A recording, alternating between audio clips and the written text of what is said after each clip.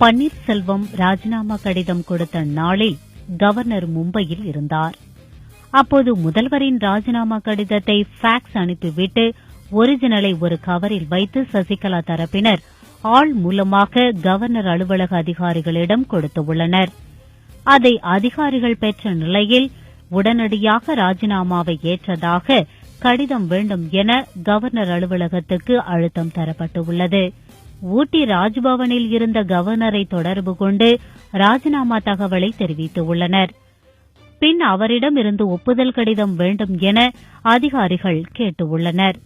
அவரும் அங்கிருந்தபடியே ராஜினாமா ஏற்பு கடிதம் வழங்க கவர்னரின் முதன்மை செயலர் ரமேஷாந்த் மீனாவுக்கு உத்தரவிட்டுள்ளார். இந்நிலையில் சென்னைக்கு வந்த கவர்னர் சீலிட்ட கவரில் இருந்த ராஜினாமா கடிதத்தை பிரித்து பார்த்தபோது அதில் பன்னீர்செல்வத்தின் கையெழுத்தில் மாற்றம் இருந்துள்ளது. அதாவது கையெழுத்தின் அருகே பிற்பகல் 1:41 என ஆங்கிலத்தில் குறிப்பிடப்பட்டுள்ளது.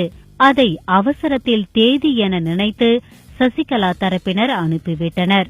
இதற்கிடையில் தன் கையெழுத்துடன் நேரம் குறிப்பிடும் பழக்கம் இல்லை என்பதால் ராஜினாமா கடிதமாக அதை ஏற்கக்கூடாது என பன்னீர்செல்வம் தரப்பில் கவர்னரிடம் வலியுறுத்தப்பட்டுள்ளது.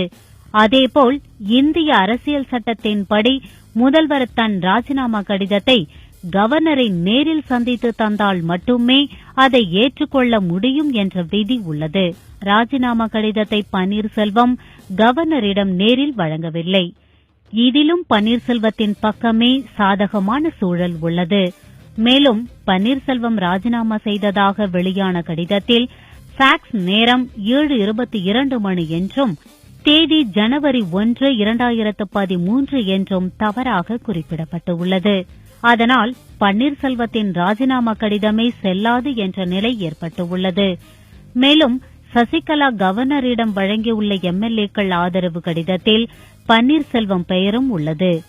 அவர்தான் முன்மொழிந்ததாக கூறப்பட்டுள்ளது.